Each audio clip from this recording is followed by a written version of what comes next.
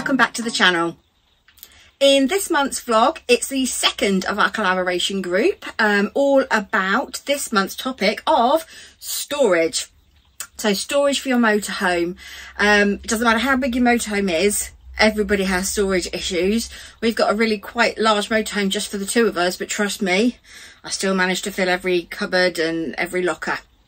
So please do check out all of the other channels' versions. I'll pop the ident up here, all their versions of the storage solutions that they found for their different vehicles, because we've all got very different types of motorhomes, and you should hopefully find out some really good top tips. So whether you're new to motorhoming or if you've been doing it for a while, there might be something that you've not thought of before, who knows.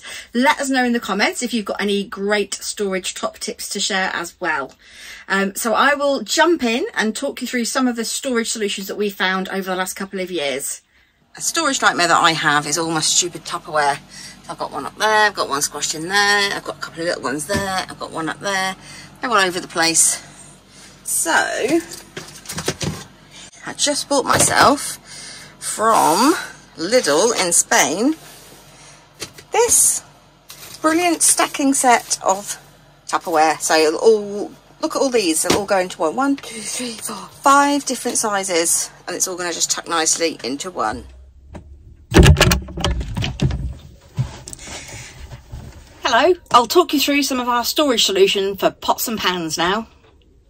So one of my storage top tips for pots and pans is to get these dividers, these separators. So we use these between all of our plates as well, but also between our pots and pans to stop them clattering about. And in terms of pots and pans, we have these Tefal Ingenio range, so they stack into one another, and also the handle is separate, and you only need one handle for both pots.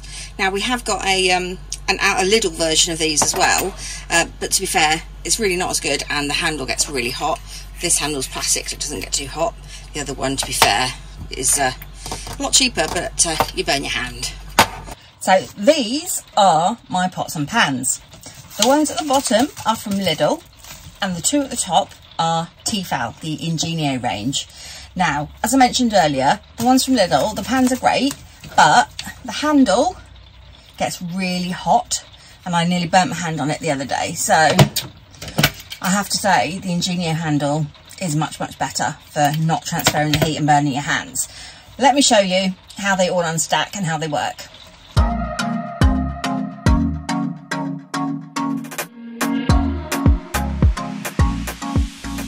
Now you might think this is excessive, but I do like to cook in our motorhome. So, and I do sort of different things. I do omelettes, I do chilli, I do curries, I do all sorts of things. So I do need separate pots. Plus I have celiac disease, so I have to have gluten-free. So if I do pasta, for example, I need 2 pots, one normal pasta and one gluten-free pasta. So it is a bit more complicated for us. However, I do love these pans. So there they all are, packed up.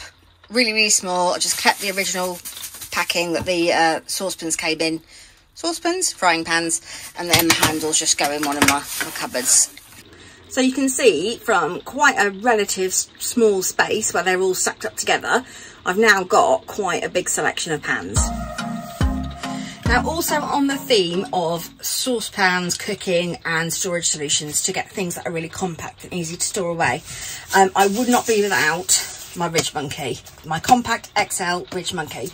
I actually have 2, and if you've seen my omelette video and I make 2 omelettes at once, that's why.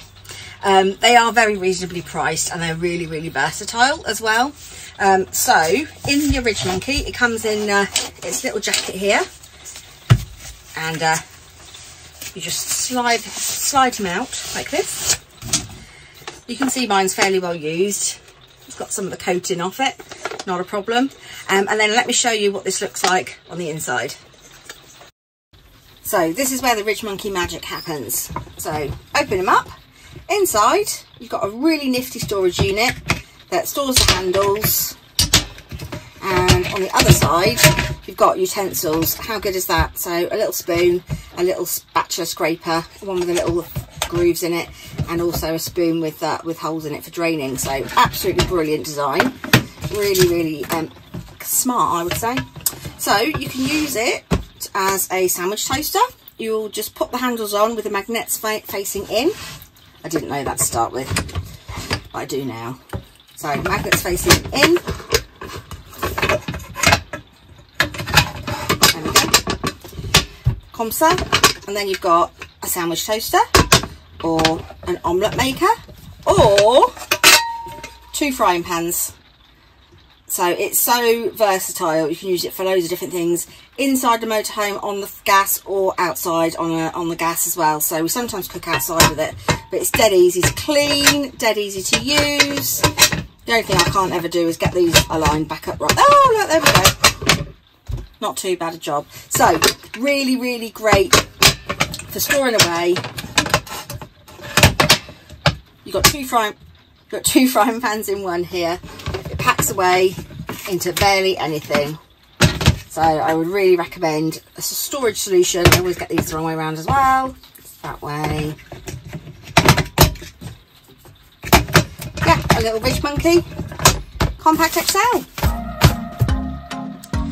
Now, I've probably already mentioned I do like cooking in the motorhome. So I do take ingredients with us when we go away, and I need to store those ingredients. So we have cupboards above the front lounge area, and we've organised those with some tubs that fit a treat. So check these out.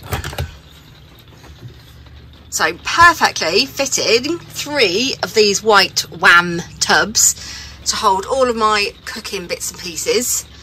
Now I keep all the cans at the bottom, so that would be a storage top tip. Make sure that you put all your cans and heavy stuff at the bottom. Don't put it on the top shelves, because we all know what gravity does.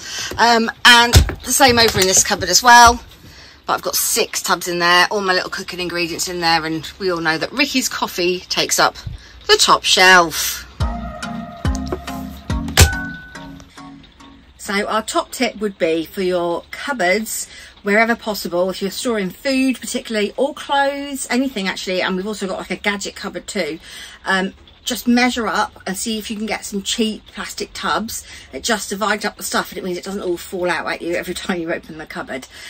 So they were only, I think, like £1.50 each, so we've got quite a few of them all around the motorhome. And in the garage we've got big versions, so big tubs, just to sort of use that space and not lose the space above, and also not have such a mess in there of everything just chucked in on top of each other. So we love a storage tub. So this is my cup and plate cupboard. Now I've taken the cups out just to sort of show you what we've done. So the cupboard is a bit of an awkward cupboard, and really I could do with a shelf up here, but there's a router and power and all sorts going on. So what I've done is I've just got a bit of sponge, a bit of foam, and I've just put it in the bottom here just to lift up the unit that I have, which holds all my cups and glasses. So this is actually designed for sort of socks, so you get them in kind of Wilko and places like that. Don't worry, these are plastic. So actually this keeps them separated, and it divides them up and stops them clattering about. So that is what I store our cups and glasses in, and that just sits on top of there. So the other ways that we store, so this little rack plate thing, lots of motorhomes come with them. It's a bit annoying, so I sort of use it, but not properly, to be fair. And again, we use the dividers. You can see at the back, probably there you go. I've got a couple of those soft felt dividers, and my bowls at the front here, again, they've got the dividers through just to stop them clattering, and it's actually sat on one as well to stop it from sliding about, which works really well once I've crammed in everything else. My coffee, this is my coffee, this is all I have. I've just got 1 decaf and 1 regular. That's it. I'm a simple girl. I'm not like Ricky. That's my coffee there. And the rack that was provided with the motorhome, again, not brilliant, but what we've done is we've wrapped our mugs in socks, so that stops them rattling about and clattering. So they're all wrapped up in socks. So top tip there to stop your storage clattering about. So I've now put my cup and glass holder back in the cupboard, and it's actually angled slightly. I don't know if you can quite see it, so it's actually slightly lower at the front and slightly higher at the back, and that's for me because I'm a bit of a short ass and I can't quite reach, so that helps me reach what's at the back of the cupboard. I've also got another little storage pot in here where we keep our salt and pepper, and we've got our sweeteners in here and a few other bits of specialty bags and coffees and things like that. Extra coffee goes in there for me, And then in here is our teapot, and he is just in, you know when you buy bedding sometimes and it comes in a like a cotton bag, that's one of those. So I just repurposed it, and that the kettle sits in that, stops it rattling about. And then last but not least, I just use a little bit more padding. I've got my tea cozy here, I'll just wedge that in there. These are from the Happy Caravanner, by the way. I love her stuff. She's a lovely lady as well. That just goes in there to stop anything else rattling. So there we go. That's my storage top tips for your pots and pans I've already done. And this is my storage top tip for your cups, your plates, etc, etc. Now, I like having a utensil for every job in the kitchen. So recently in Aldi, they had on their special buys a nesting utensil set. So it's very like the Joseph and Joseph one, that's about £35. But the Aldi one was £7.99 and I got it reduced to £5.99 in the sale. So I can highly recommend a nesting utensil set. It saves you loads and loads of room, but then you've still got every utensil you could ever wish for. So I've got one more general tip about storage, and that is that you need to use all your nooks and crannies. So I've got little things stored in all sorts of nooks and crannies around this van. Ricky's got no idea where these things are, but that's okay, I know where they are. So for example, right at the back of our little cupboard, we have a cupboard that pulls out with a little a larder cupboard, if you will, and right at the back of that there's some dead space that's not used. So in there I've got washing tablets, a box of nappy sand, I've got pegs in there, I've also got cleaning sprays underneath.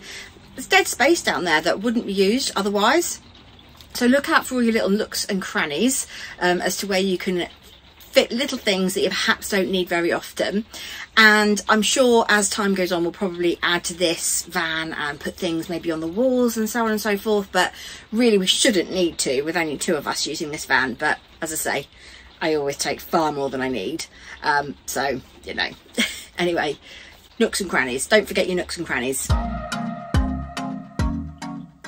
Well, thank you for watching, and I hope you've enjoyed us going through our top storage tips that work for us in our motorhome. If you've got something that you think, I know, it's going to be better than that, please pop it in the comments, let me know. We're still learning. We've just been on a 3-week trip in the van, and we've still sort of found different things that we want to change and move and all sorts of things. So I don't think you're ever completely finished, ever completely moved into your van. So as I say, please drop them in the comments. Please do check out everybody else's vlog as well in the collaboration group. It's all about support and sharing ideas and best practice. It'd be really lovely if you could. Again, I will put their links in the description. So thank you for watching, and we'll see you next time.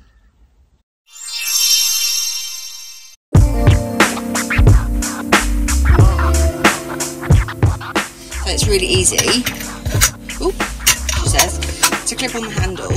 I've got nooks and crannies. Don't forget your nooks and crannies.